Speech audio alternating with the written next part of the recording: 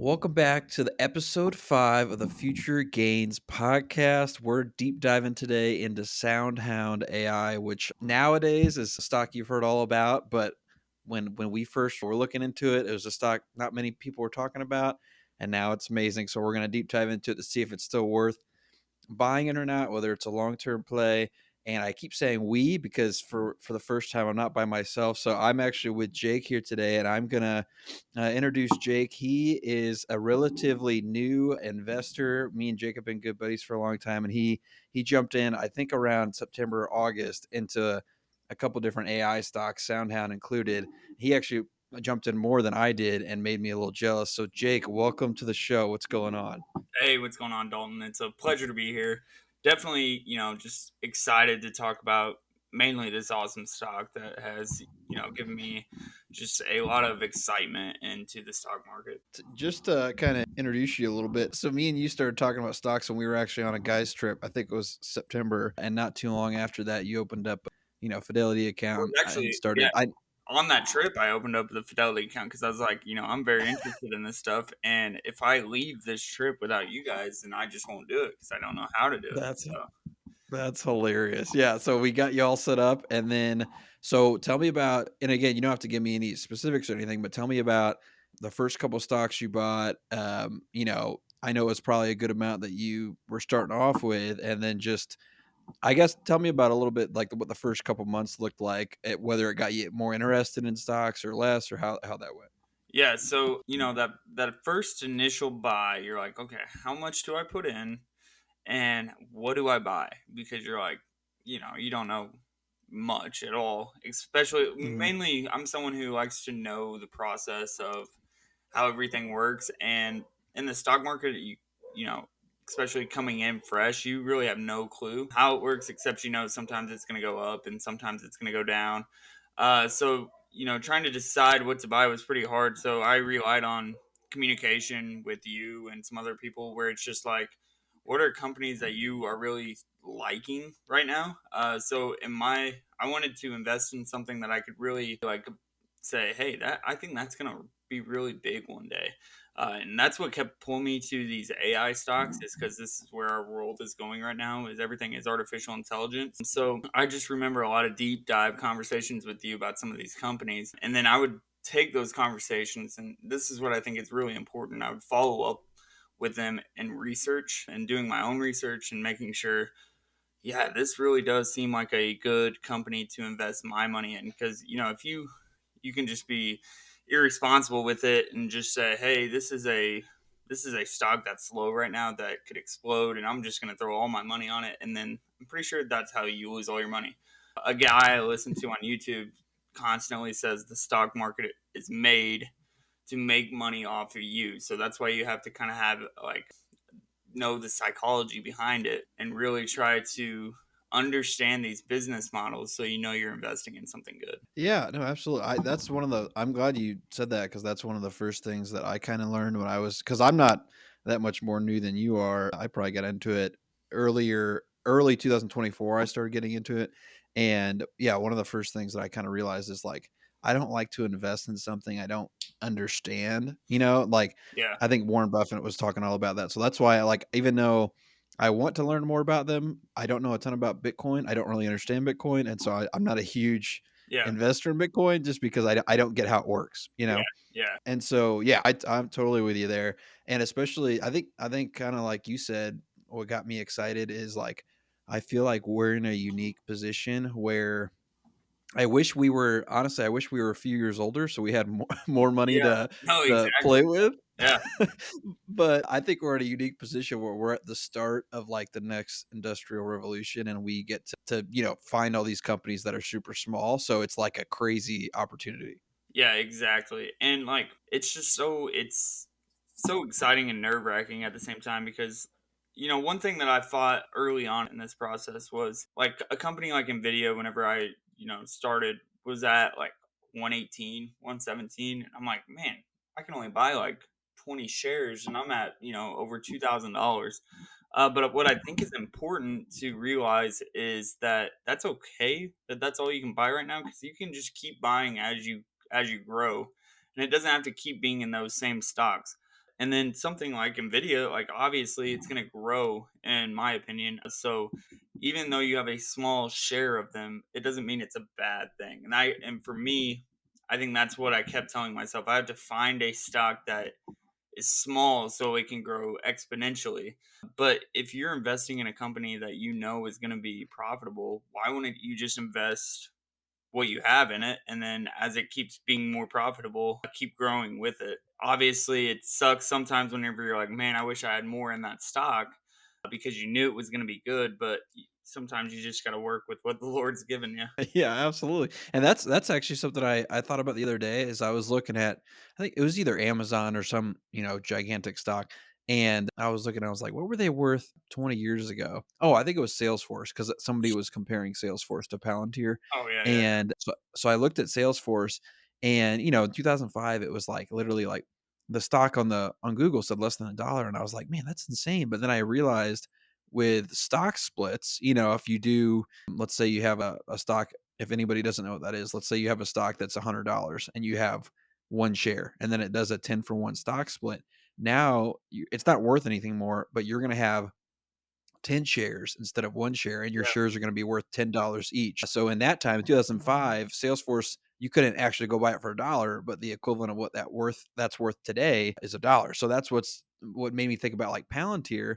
Yes, now they're up to 110 bucks, but if they do 3 or 4 stock splits in the next 20 years, it could be insane. So kinda like what you said is like, "Oh, I can't own that much right now," but it's like, yeah, you might be buying 1 share or 2 shares right now, but that might be 20 or 40 shares in the future. So, yeah, it's hard to get as a new investor, it's hard not to get hung up on the price, like when you're looking at like a Microsoft or somebody that's like 3 or $400 a share. But yeah, if you think they're a good company, it's still worth it to keep putting the money in there.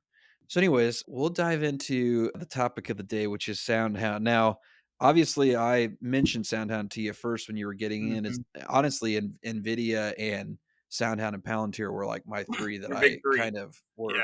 Yeah, the big 3, yeah. And what's funny too is I've told this a bunch on the podcast, is that was down at the time when I told you about it, but I still was all about them. And they had like I mean, I would have killed to get them in January that year because they were at $1.10, which is which is insane. But they went all the way up to $10, and then they came back down, and I thought they were going to keep going back up. So of course I kept buying on the way down, and that didn't work out till later. But anyways, so I remember specifically, this was probably a month or two after you got into it, you texted me and you were like, "Dude, SoundHound is the stock. Like I'm all about SoundHound." And I made a note, like I was like, I hadn't deep dived into them in a while, so I was like, maybe I need to look into them again and see if I need to put more in there. And I never did. And now because they were at like $4.50 when me and you were talking about it. And now, they're at they're at $15, but they did go up to 24. So I guess my main thing for you, I don't know if there's anything specifically or if you were watching YouTube videos or what it was, but what made you be, like, so jacked up about them initially after I told you about them? Okay, so a few things. One, and I was just kind of talking about this, and I did the opposite of what I was just talking about. When you have money and you're looking to invest, you want to find a stock that you can get a good, you know, portion of it and feel like you got skin in the game. And that's kind of like when you sent three options, and at the time, which is just going to sound crazy, Palantir was at $36, Nvidia was at 116, I think, and SoundHound was at 425, 450. So Insane. I was digging into these, and this is just in like September, which is just nuts to even think about, September or Mhm. August. So I was doing a deep dive on, all of them. And with the money that I had, I was like, oh, I'm definitely going to put some in all of them. But I read up on the SoundHound thing, and I was like, this is something that I just love the idea of it. Me personally, I'm someone who uses Siri all the time, and it just seems like such an aid. And SoundHound is nothing like Siri, but it is a voice AI platform. And one thing specifically that I love the idea of is they have like this unique grip on the market to where they are going to use this for, food companies. I don't know if you guys have ever ordered outside, like can someone get your order wrong or whatever. Like this Mhm. company will solve that by recognizing your order, putting it in a system, and then your order will be, I mean, it sucks because it's, may take away some jobs, but like the use of it is just going to be insane.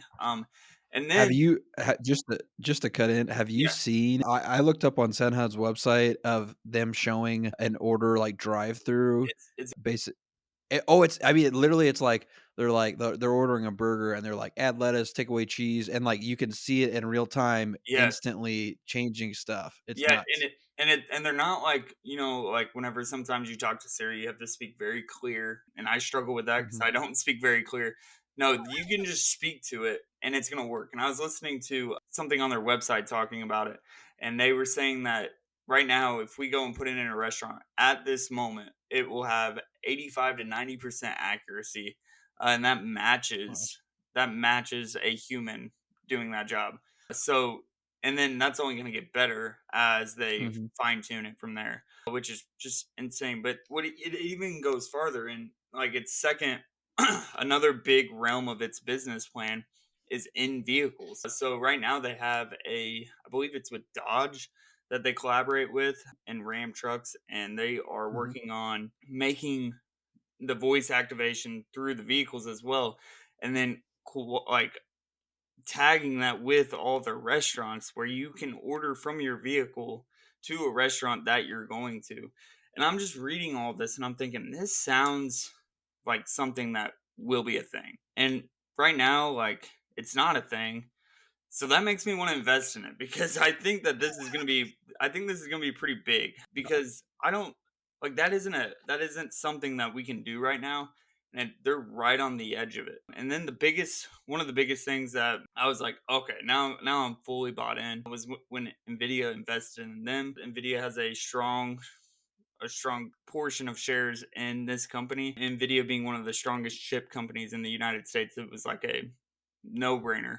So mhm, just things like that, I was like, I think this company's set up for a ton of success. And then looking at their numbers, they have really good earnings the past several times. They have strategic partners like Amazon, Google, Samsung. Like I you stare at the stock and it's only $4, and it's like at the time, and I'm like, yeah, I think it's definitely going to be worth more than $4. So mhm. that was where I was like, okay, I feel like I could comfortably put a good chunk of money in there.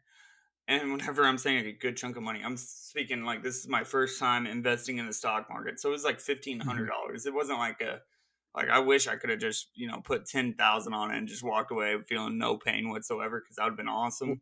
But like, Yeah, I was gonna say, what's hilarious is I listened to a different podcast about AI, and they were like the 2 guys were like, "Yeah, so, Sal here is putting $500,000 of his own money into into these AI stocks." I'm like, "This is not that podcast." So we're no, neither of us are working with that. no, I wish I was working with that because then I really would be feeling really good. But Oh, no, be set.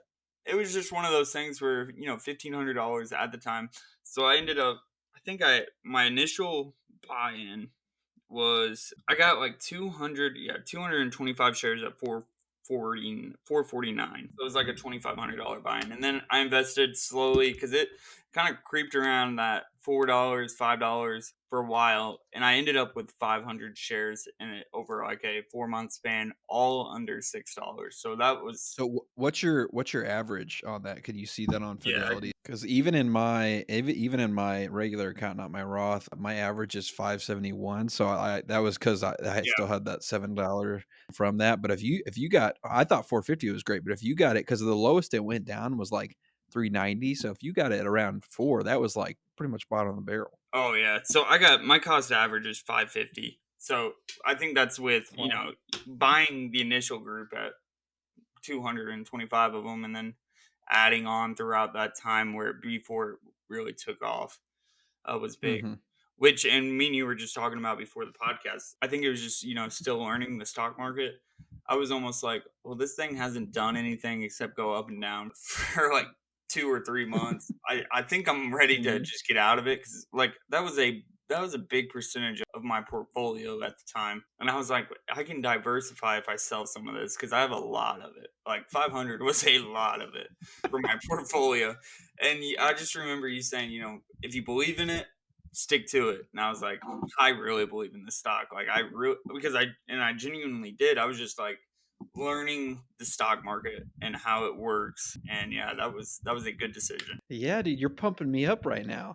That is awesome. Just to kind of give up back to the basics, I guess, for everybody. If anybody's new to SoundHound, which I'm sure a lot of people now have heard of them, they're basically the simplest way I could explain it, kind of like with a few examples Jake gave, is like they're everything voice for AI. So they're basically in cars, they're in restaurants, and it's only just think about how big, like you said, how you use Siri all the time. Think about how big like voice assistants are, and then also think about how much voice assistants sometimes kind of suck. You Yeah. know, like Yeah.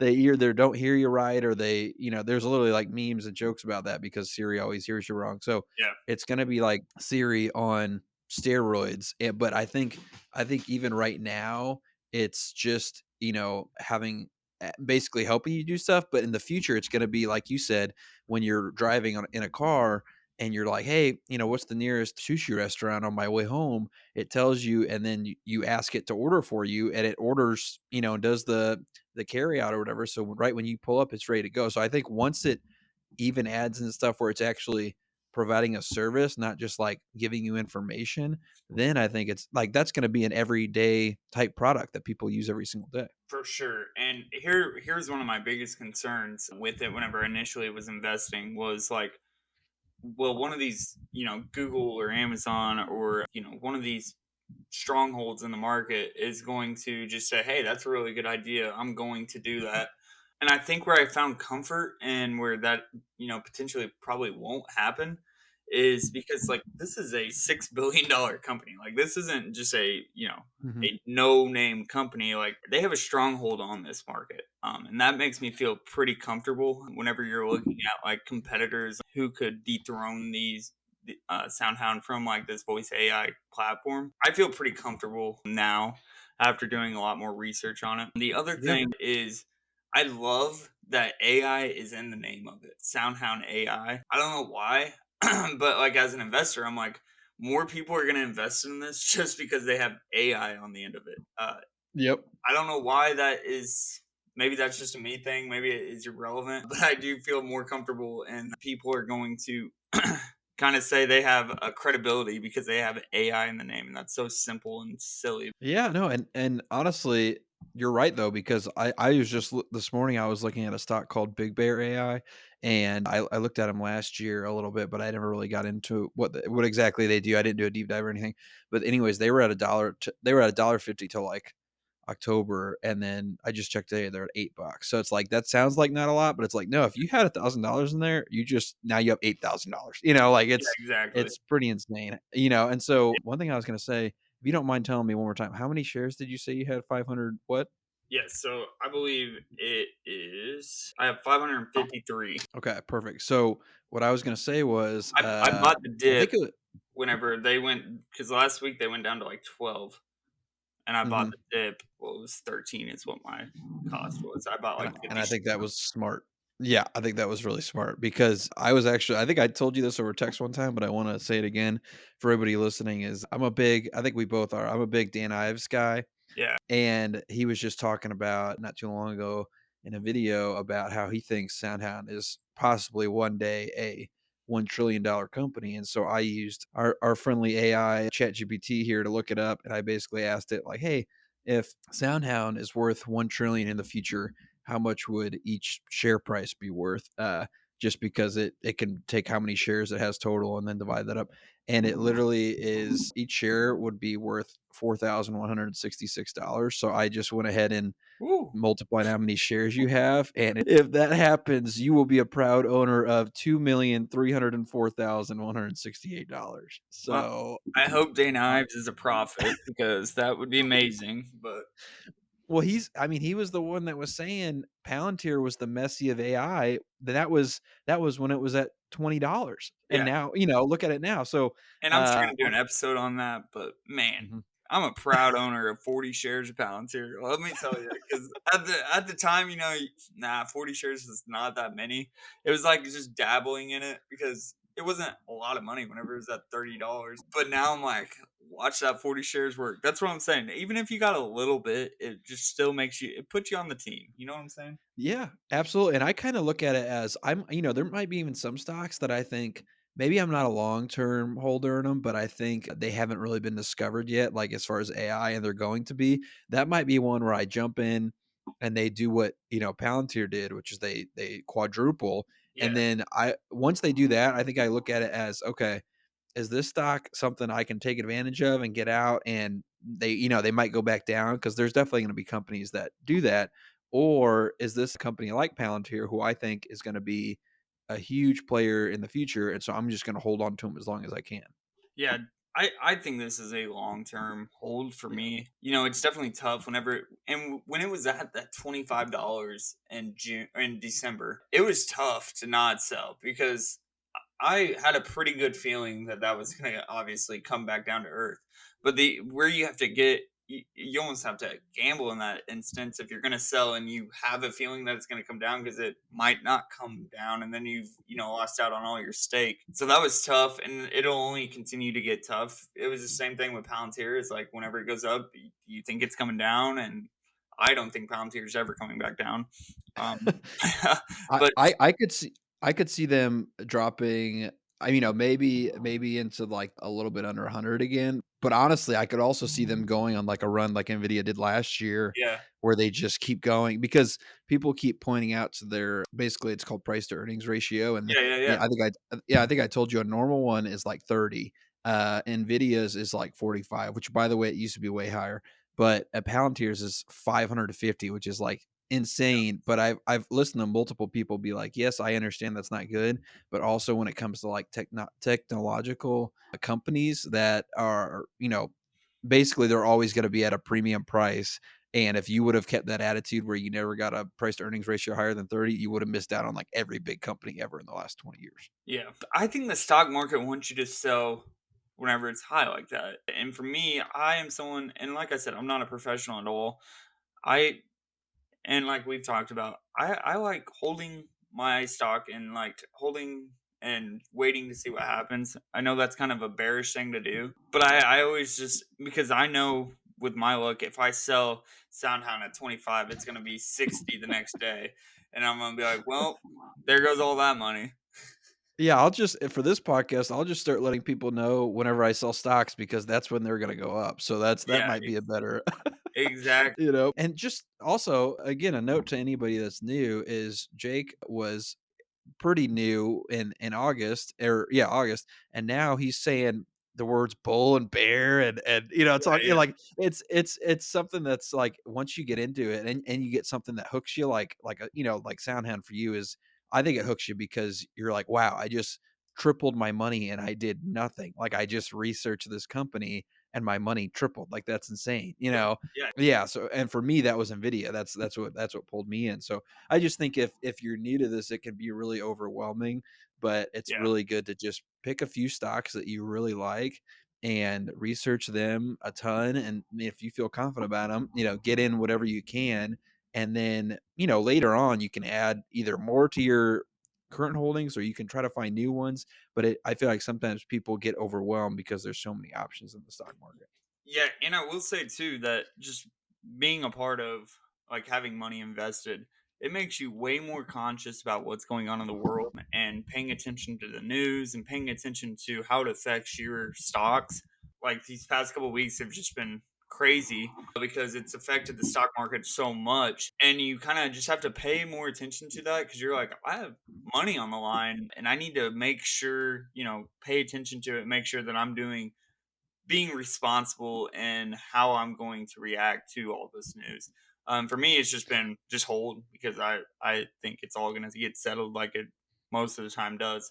But I think it'd be irresponsible of me to just say ignore it and not even pay attention to any of it as well. Absolutely, yeah, and by the way, too, we might have to do another episode where we dive into, like, DeepSeek and all that they just came out with that basically, like, threw the entire market off and freaked everybody out, but because that's something that I think everybody has a lot of opinions about, and I don't even know if they're telling the truth on how much it cost and all that, but anyways, what that's well, the last things I wanted to mention about SoundHound, which is just their main, I don't know if you know this, Jake, but their main competitor is this company called, I don't even know how to pronounce them, Cerence. It's Cernce. And they actually like recently jumped a bunch. Basically, they're now an equal price to SoundHound. And I haven't done a super deep dive into them. I'm basically gonna look more into them just in case if like, okay, if they have a very similar product and they're, equal in size. I'll have to look at all their financials and stuff too, but I don't think it's a bad bet at all if once we look through those, if we feel like, oh, we don't know who's going to win this race, maybe Yeah. we put a little bit in both. But yeah, right now I definitely feel more confident somehow. But again, I haven't done like a super deep dive into them, so that's something I'll have to do in the future. But the only other thing I wanted to mention before we wrap it up was as far as investing in AI, I guess, are you more in the position of you have a few companies that you, which is totally, either one is totally fine. You have a few companies that you really like right now and you're kind of building in those, or are you trying to look for more ones that are cheaper, I guess, that people haven't found out about? Because I feel like, I don't know if you were able to listen to it, but one of my last episodes, I basically talked about how we were in the hardware phase with NVIDIA and all the chips and everything like that. We're moving this year into the software phase. So that's why like Palantir is a software company. So Yeah. them and Microsoft are going to be the ones that kind of take off next because this is how the internet boom worked. Yeah. And then eventually it's going to be service companies, and so those are the companies, kind of like me and you touched on a little bit, that are going to take those softwares and they're going to make it into like things you use every day. So for example, Facebook, they took the software of the internet and they made social media, and now they made it a service somebody uses every single day. And obviously that's where like the gigantic money makers are. So are you, I guess, what's your mindset right now as you're kind of looking at AI? Yeah, it's definitely like just observing, like making sure when I'm looking for a new company to invest in, I'm like seeing, okay, what is, coming out of this, new wave, this new year. And I've been paying attention to a lot of SoFi, which is a bank. It's which is weird to say, well, that's just a bank. Like it's not really an AI company, but they use a lot of AI and they are trying to change the model of banking in general more to like a almost like a subscription base like base of banking, which sounds weird, but I think it's definitely the future whenever you're looking at loans. It's just like a totally different version of loans, and like I said, it's just something that intrigues me. It's something that I've been paying attention to, and I've definitely kind of been paying. Whenever I'm looking at stocks, I know you are someone who's really good at looking at several. I'm someone who I like to really deep dive on one because it just allows me to do more research on that one company. My portfolio isn't like necessarily big because of that, but I definitely like having confidence in the ones investing in. So SoFi has definitely been one that has grabbed my attention just with their business model, and I think that they're a company that's set up for a long term success. Right now, they're having kind of a dip in the market in their spot in the market, but I think they're gonna come right back out of it and have pretty good projections. But I would like to dive into more companies like you're kind of talking about where they're service based off this AI technology. Yeah, I think that's probably, when we do it, Jake will probably be here for other episodes when we do deep dive. So maybe we'll do one into Palantir, maybe, Yeah, whatever I guess is coming up. I am gonna do an episode soon about Palantir's earnings that just came out because which those were were, incredible. I think that's what, yeah, that's what made them go up, 27%. But anyways, I guess my last question for you is, what advice would you give to somebody who is new to investing, but they're curious about AI because they share the same feeling me and you share, which is like, I know this is a big deal. Clearly, in the past 2 years, like if you look at how AI was literally 2 years ago and how it is today, it's actually pretty mind boggling how much better it is in multiple different areas. So, what advice would you give to somebody that's just kind of maybe thinking about creating a Fidelity account like you were? Yeah. So for me, just understand that you can't really trust your gut because you don't have enough experience in this kind of stuff to know exactly what you're doing. You know what I'm saying? So like a lot of times people are like trust your gut. Well, my gut would say to buy a ton of this stock and I really don't even know what that stock is. So I just don't think that's responsible. So what I would say instead is trust people who you believe, like, who you are surrounded by, who are educated in this stuff, and don't just trust, like, me and Dalton text all the time, but what I do is I take his opinion, and then I look at Dan Ives' opinion, and then I look at other people's opinion who are really in this stuff all day long, and then I then generate an opinion that I am willing and I feel like I can trust to, make something happen with that. So it's like, definitely don't think you're a professional at this, because, none of us are. And kind of delegate where you're getting information from and try to get a diverse, like, get some information from some bulls, get some information from some bears. That way you are able to make a very educated decision on where you are investing your money, because your money is important. So it's like you don't want to throw it all away and gamble it. You definitely want to invest in really good companies that you believe in, and that the biggest thing is that you would have no second thoughts if something were to happen. Like, if SoundHound starts going down and they go back down to like 7 or 6, like, I still believe they can be a good company because I put all of the research in on the front end, and I can believe in them. I think if SoundHound went down to $6 or $7 with how me and you feel about it, I think we'd be pretty pumped. I think we'd be loading up. Obviously, I'm going to set up things to where, if that were to happen, I would be safe, but I think it's very important to trust yourself after you do the research.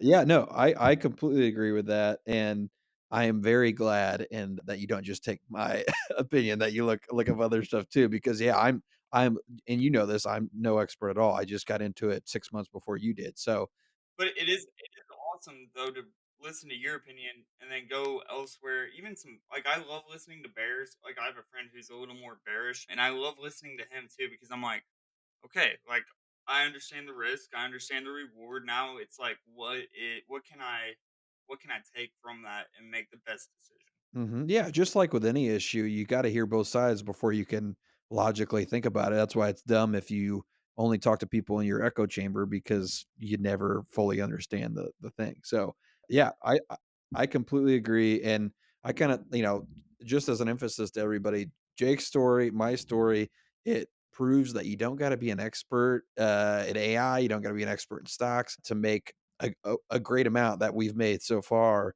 off not that much, money that we've had compared to other people, and so even if you have a little bit to get started, my main thing I would tell people right now is if you've been sitting on the sidelines thinking, I want to, that seems like a good idea. I want to get involved, but I don't have a lot of money or I don't know what I'm doing. You don't need to be an expert. Just sometimes it's about recognizing potential, taking action, and then learning as you go.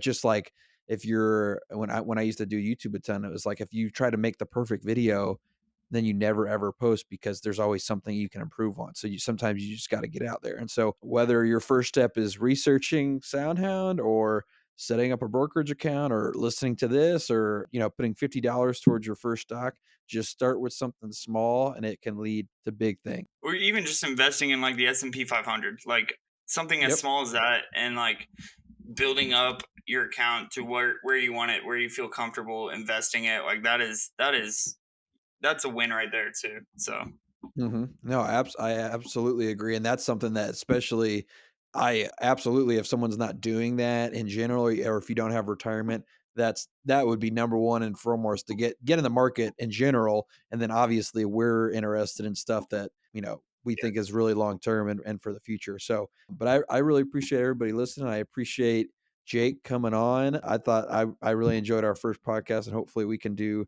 more together. And then if you guys yeah, enjoyed this, make sure to like it, subscribe, tell a friend about it, because we're going to continue to try to find stocks that are relatively small right now that are going to be huge in the future, and we're going to treat this like me and Jake do, which is when we find something awesome, we text each other because we want each other to do well, and we want all you guys to do well too. So we cannot guarantee that you're going to make money. We are not financial experts by any I know. means. If you can, if you haven't been listening if you don't know that by now, but we're just excited to be able to hopefully make money and be able to be a part of the future, I guess. So Jake, I really appreciate you hopping on.